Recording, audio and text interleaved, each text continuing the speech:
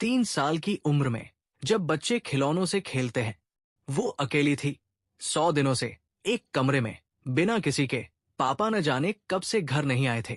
भूख लगती तो वो रोटी का वो छोटा सा टुकड़ा खा लेती जिसमें थोड़ी सी फफूंदी लग चुकी थी।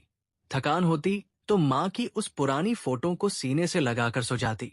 और फिर जब वो आखिरी रोटी भी खत्म हो गई, तब उस छोटे से हाथ ने एक अनजाना नंबर डायल किया। मैं उस वक्त क्लास में था। फोन उठाया तो दूसरी तरफ कोई बोल ही नहीं रहा था। बस लाइन खुली थी और मैं बस पकड़े खड़ा था। तभी उस चुप्पी को तोड़ती एक कांपती आवाज आई, मामा, तुम मुझे बुला रहे हो क्या? माँ कौन है तुम्हारी? उस बच्ची ने जवाब दिया, मामा, मेरी माँ का नाम है लीचाय। करीब 5 साल हो गए हैं मुझे दीदी से मिले। ये नाम सुनकर मेरे पैरों तले जमीन खिसक गई। दीदी, मेरी बड़ी दीदी लीचाय, जिनसे 5 साल से मेरी कोई बात नहीं हुई थी, जो उस आदमी की वजह से अपने पूरे परिवार से कट गई थी। मैंने इसी दीदी को ढूंढने के लिए इस शहर में एडमिशन लिया था। अपना नंबर कभी नहीं बदला था ताकि दीदी जब भी चाहे मुझ तक पहुंच सके। लेकिन जो खबर आई, वो खबर नहीं, बिजली का करंट था। बच्ची की आवाज में रुलाई थी, मामा। माँ चली गई, वो 2 शब्द, और मेरी दुनिया थम गई। मेरे दिमाग में एक के बाद एक वो तस्वीरें आने लगी। दीदी के साथ बिताए पल, उनकी हंसी, उनकी आवाज। लेकिन ये सब 5 साल पहले ही रुक गया था। उस सुबह रुक गया जब दीदी उस आदमी की खातिर हमसे हमेशा के लिए दूर चली गई थी। मैं एक पल भी रुका नहीं, दौड़ता हुआ उस पते पर पहुंचा जो बच्ची ने बताया था। 2 मिनट भी नहीं लगे और वहां दरवाजे पर खड़ी थी एक छोटी सी बच्ची, पतली सी एक बनियान में, नंगे पांव, सिर उठाए मुझे हैरानी से देख रही थी, जैसे उसने मुझमें माँ की कोई झलक देखी हो। और फिर उसने एक आवाज निकाली, रोने की आवाज, और सीधे मेरी बाहों में समा गई। मुझे समझ नहीं आया क्या करूं, लेकिन उन छोटी छोटी बाहों की वो पकड़, वो मेरे कलेजे को चीर रही थी। काफी देर बाद वो शांत हुई, मेरा हाथ थामे कमरे के अंदर ले गई। कमरे में हर तरफ बोतलें बिखरी थी, शराब की खाली बोतलें। न चूल्हा जला था, न खाने की कोई खुशबू थी। घर बर्फ की तरह ठंडा था और बाहर खिड़की से झांकती थी वो बेपरवाह दुनिया। मेरे सीने में एक टीस उठी, तुम्हारे पापा कहाँ हैं? उसका नाम था तांग तांग और उसे याद था सब कुछ। उसने कहा, पापा कई दिनों से नहीं आए। बस इतना सुनते ही मेरी मुट्ठियां भिंच गई। ये आदमी अपनी बच्ची को घर में अकेला छोड़कर चला गया। कहा, किसके साथ? कोई पूछने वाला नहीं। अगर तांग तांग ने खुद फोन नहीं किया होता तो क्या होता, ये सोचकर भी रूह कांप जाती थी। तांग तांग, तुमने कुछ खाया? वो दौड़कर एक कमरे में गई और एक प्लास्टिक बैग लेकर वापस आई। बोली, मामा, ये रोटी खाओ, बहुत अच्छी है। लेकिन बस इतनी ही बची है। मेरा दिल उस वक्त सुई की तरह चुभ गया। बच्ची ने आखिरी रोटी बचाकर रखी थी किसी और के लिए, और खुद भूखी बैठी थी। चलो तांग तांग, मामा तुम्हें बाहर खाना खिलाता है। अच्छा खाना, बोलो खाएगी? उसकी आंखें चमक उठीं। उसने जोर से सिर हिलाया। हम एक रेस्टोरेंट पहुंचे। तांग तांग ने चावल के बड़े बड़े कौर खाए। साफ जाहिर था कई दिनों से ढंग का खाना नहीं मिला था उसे। और मेरा एक निवाला भी नहीं उतरा। दीदी की बात कैसे घर में बताऊं? कैसे बताऊं कि वो नहीं रही? पापा माँ को कैसे संभालूंगा? तभी रेस्टोरेंट में एक आदमी दाखिल हुआ। कुछ पुलिस वाले साथ थे। मैंने देखा और तुरंत भौहें तन गई, क्योंकि ये आदमी तांग तांग का बाप था, वही दीदी का वो पति, वो क्यूई। एक पुलिस वाले ने पूछा, क्या ये आपकी बेटी है? क्यूई ने लापरवाही से सिर हिलाया। हाँ। तांग तांग, तुम घर क्यों नहीं थी? मेरे अंदर जहर उबल रहा था। ये बंदा जो खुद अपनी बच्ची को अकेला छोड़कर गया, अब सवाल पूछ रहा है। वहां एक अधिकारी ने पूछा, तुम कौन हो इस बच्ची के? मैं इसका मामा हूं, मैंने जोर से कहा। पुलिस वाले ने क्यूई की तरफ देखा। क्यूई ने सिर हिलाया। हाँ, ये इसका मामा है। इसके बाद पुलिस चली गई। बच्ची मिल गई थी, कोई और मामला नहीं था। लेकिन जैसे ही पुलिस गई, क्यूई ने कुर्सी पीछे खींची और सीधे मुझ पर नजर गड़ा दी। और फिर वो बोला, वो भी बिना एक पल की शर्म के, दीदी की बात तो तुम्हें पता ही होगी। मेरा कारोबार थोड़ा चल नहीं रहा, बच्ची की देखभाल नहीं कर पा रहा। तुम अगर तांग तांग को लेकर जाना चाहते हो तो थोड़े पैसे दे दो। मैंने ऊपर से नीचे तक देखा इस इंसान को, अपनी बेटी को बेच रहा है। और मुस्कुराते हुए, पैसे नहीं है, मैंने सीधे कहा। क्यूई ने तांग तांग की तरफ गंदी नजर से देखा। इशारा था कि फिर बच्ची वापस लेकर जाएगा। तांग तांग अचानक मेरी बाह कसकर पकड़ गई। उसका शरीर कांप रहा था और बस उसी पल मेरे दिमाग में कुछ जागा। एक आवाज, एक सिस्टम। बधाई हो मेजबान, नर्स सिस्टम सक्रिय हो गया है। ये सिस्टम आपकी मदद करेगा तांग तांग की परवरिश में और आपको बनाएगा एक महान नर्स। मैंने मन ही मन अपना माथा पीटा। नर्स? मुझे? ये क्या मजाक है? लेकिन फिर सिस्टम ने कहा, नए मेजबान को स्वागत उपहार दिया जाता है, 1 लाख रुपए का पुरस्कार। 1 लाख नकद? अभी? मैंने 1 सेकंड सोचा और फिर तय कर लिया। मुझे ये इनाम चाहिए था, लेकिन उससे ज्यादा मुझे तांग तांग चाहिए थी। दीदी अब नहीं है, पापा उस आदमी पर भरोसा नहीं कर सकते, और क्यूई वो तो इंसान ही नहीं है। तांग तांग की परवरिश का हक सिर्फ मेरे हाथ में होना चाहिए। मैं वहां से उठा, सीधे कानून विभाग। मेरे कॉलेज में एक नाम था, प्रोफेसर चेन यूफू।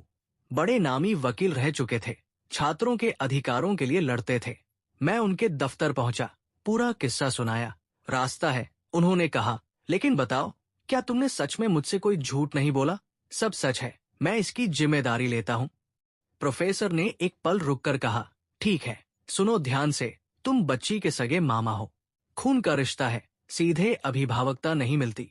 लेकिन अगर बच्ची के माँ बाप में से कोई नहीं है और पिता खुद लापरवाह साबित हो, तो अदालत तुम्हें संरक्षण अधिकार दे सकती है। बस एक शर्त है, साबित करना होगा कि तुम बच्ची को पालने में सक्षम हो। मैंने हाँ कहा, और समय और ऊर्जा भी चाहिए। पढ़ाई छोड़ोगे? मैंने उनकी आंखों में देखा और कहा, मैं पढ़ाई छोड़ने को तैयार हूँ। प्रोफेसर चेन एक पल के लिए रुके, फिर बोले, अच्छा किया तुमने।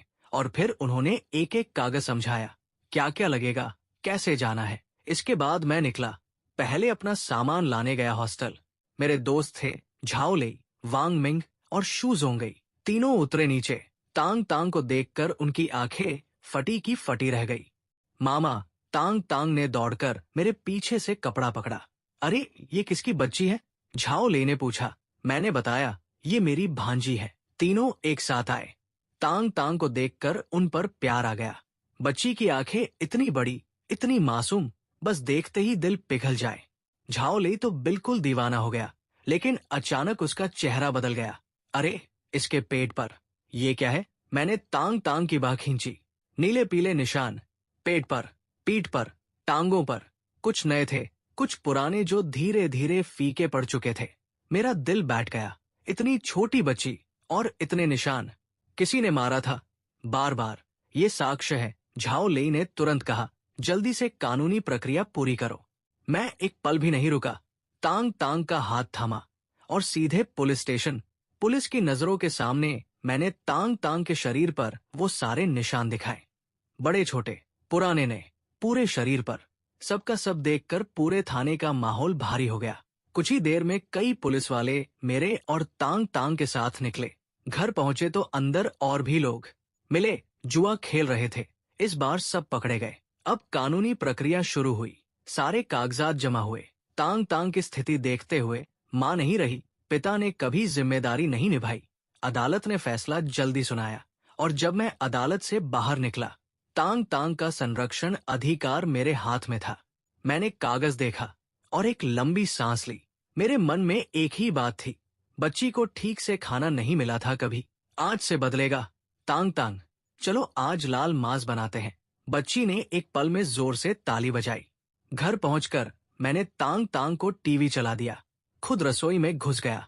लेकिन वो सोफे पर बैठी नहीं रही, धीरे से सोफे से उतरी और रसोई के दरवाजे पर खड़ी हो गई। छोटी छोटी आंखों से झांकने लगी। मैंने देखा तो हंसी आ गई। थोड़ी देर में खाना तैयार हो गया। सिस्टम ने बताया, काम पूरा, इनाम 10 लाख। मेरा मुंह खुला का खुला रह गया। 10 लाख एक साथ। अब तांग तांग की परवरिश हो सकती थी। माँ पापा को कुछ पैसे भेज सकता था। तांग तांग, खाना तैयार है। बच्ची ने दौड़ते हुए एक कौर उठाया, मुंह में रखा और एक पल रुकी, फिर उसकी आंखें भर आई। मामा, वो फुसफुसाई और मैं समझ गया। बिना एक शब्द सुने लाल मांस का स्वाद वही था जो दीदी बनाती थी। तांग तांग माँ को याद कर रही थी। इतनी छोटी उम्र में इतना बड़ा दर्द, और फिर भी खुद को संभाल लेती थी, किसी को तकलीफ नहीं देती थी। मेरा गला भर आया, मैंने उसका छोटा सा सिर थपथपाया। तांग तांग, मामा है ना, जो चाहो खाओ, जब चाहो मांगो। बच्ची ने जोर से सिर हिलाया और उस छोटे से चेहरे पर आंसुओं के बीच एक मुस्कान उभर आई। खाने के बाद मैं तांग तांग को लेकर वापस सिस्टम की दी हुई अपार्टमेंट में आया। अंदर जाते ही तांग तांग की आंखें गोल गोल हो गई। सोफा था, कुर्सियां थी, पूरा सामान था। मैंने उसे कमरे चुनने को कहा, वो दौड़ कर गई, हर कमरा देखा और आखिर में सबसे बड़े कमरे में जाकर बिस्तर पर लेट गई। उसने आलस से एक अंगड़ाई ली। मैं पास बैठा। तांग तांग तुरंत चिपक गई मेरे पेट से और कुछ ही मिनटों में सो गई। सोते हुए उस बच्ची को देखते हुए मेरे मन में ख्याल घूमते रहे। आज इतना कुछ हो गया, दीदी की खबर, तांग तांग का मिलना, पुलिस, अदालत, ये सब अभी माँ पापा को नहीं बता सकता। पहले मुझे मजबूत खड़ा होना होगा और पैसे भी चाहिए, बहुत पैसे। तांग तांग को अच्छा जीवन देना था। तभी सिस्टम की आवाज उठी, तांग तांग का वानशी किंडरगार्टन में दाखिला करवाए। मैं चौंका, वाकई बच्ची की उम्र हो गई थी किंडरगार्टन की। अगले दिन मैं तांग तांग को लेकर उस किंडरगार्टन पहुंचा। डायरेक्टर ने हाँ कर दी, सब जल्दी हो गया। बाहर आए, एक टीचर बच्चों के साथ खेल रही थी। तांग तांग अचानक रुक गई। मैंने देखा वो किसी को देख रही थी। वो टीचर, मामा, तांग तांग ने धीरे से कहा। उस दीदी की आंखें माँ जैसी है। मेरा दिल एक पल के लिए ठहर गया। मैं उस टीचर की तरफ बढ़ा और करीब पहुंचते ही मैं भी रुक गया। वो आंखें, सच में दीदी की आंखों जैसी। कैसे हो सकता था ये? फिर सिस्टम से जानकारी मिली, इस टीचर की आंखों का कॉर्निया दीदी ने दा आन किया था। मैं ठहर गया अंदर तक, और तांग तांग वो उस टीचर के पास जाना चाहती थी। रोक नहीं पाई खुद को। तांग तांग, चलो पहले दाखिला करवाते हैं, फिर उस टीचर की क्लास में डाल देते हैं। बच्ची ने जोर से सिर हिलाया, उन आंखों से नजर हटाए बिना। दफ्तर में डायरेक्टर ने खुशी खुशी मंजूरी दे दी। उस टीचर का नाम था सूजी। सूजी तांग तांग के पास आई, बड़े प्यार से झुककर पूछा, छोटी दोस्त, तुम्हारा क्या नाम है? टीचर, मेरा नाम है ली तांग तांग। तांग तांग, बहुत अच्छा नाम, चलो दोस्तों के साथ खेलो। सूजी ने तांग तांग का हाथ थामा, फिर मुड़कर मुझे देखा। घर वाले निश्चिंत रहें, मैं ध्यान रखूंगी तांग तांग का। मैंने हाँ कहा और अंदर से देखता रहा तांग तांग को, जो अब दूसरे बच्चों के बीच जा रही थी। फिर मैं वापस मुड़ा और तभी एहसास हुआ, मुझे अब खुद क्या करना है ये पता नहीं था। तभी दिमाग में सिस्टम का नोटिफिकेशन बजा। तांग तांग ने वानशी किंडरगार्टन में सफलतापूर्वक दाखिला लिया। इनाम, एक छोटी दुकान। दुकान मैंने जगह देखी, मेरे कॉलेज के बिल्कुल बगल में, किंडरगार्टन से थोड़ी दूर, घर से भी पास। अंदर घुसा, छोटी सी जगह थी, मेज कुर्सियां थी, तेल, मसाले, चावल सब रखा था। लेकिन काम 10 लाख अंडे बेचने थे, चाय की पत्ती में पकाकर। मेरे चेहरे का रंग उड़ गया। 10 लाख अंडे मतलब कम से कम 250 बक्से, पूरा गोदाम भरेगा। लेकिन सिस्टम ने पुराने तरीके की रेसिपी भी दी थी। ठीक है, अब चाहे जो हो, करना तो पड़ेगा। मैं रसोई में घुस गया, सिस्टम के हिसाब से चलता रहा। 2 घंटे से ज्यादा लगे और फिर मैंने पहला अंडा चखा। एक ही निवाले में समझ आ गया, मेहनत बेकार नहीं गई। और ठीक उसी वक्त दरवाजा खुला। अरे वाह, यहाँ से तो बहुत अच्छी खुशबू आ रही है। मैंने पलट कर देखा, एक लड़की थी, चेहरा जाना पहचाना था। फांग किंगमिंग, अरे ली युए, तू यहाँ है। रास्ते से गुजर रही थी, खुशबू आई तो चली आई। फांग किंगमिंग, मेरी क्लासमेट, ये तू चला रहा है? मैंने सिर हिलाया। उसने अंडे की तरफ ललचाई नजर से देखा। खाओ। मैंने एक प्लेट बढ़ाई, उसने उठाया, सूंघा, खाया, आंखें फटी रह गई। यार ये तो कमाल है, खाना लेकर जाना है, घर में बाकी लड़कियां हैं, उनके लिए भी। मैंने एक थैला भर दिया, पानी की बोतल भी। फांग किंगमिंग ने जाने से पहले कहा, यहाँ जरूर वापस आऊंगी और लोगों को भी भेजूंगी। उसे विदा करके मैं मुस्कुराया। मेरा चाय वाला अंडा बुरा नहीं। फिर मैं एक बार कानून विभाग गया। प्रोफेसर चेन यू फू को चाय के अंडों की एक थैली दी। जब उन्हें पता चला कि ये सब मैंने बनाया है और कॉलेज के बगल में एक छोटी सी दुकान भी खोली है, तो उन्होंने कहा कि वो जरूर आएंगे चक्कर लगाने। और मैं वापस दुकान पर आकर बैठ गया। तांग तांग की छुट्टी का वक्त हो रहा था, जाना था और जिंदगी एक बार फिर शुरू हो गई थी।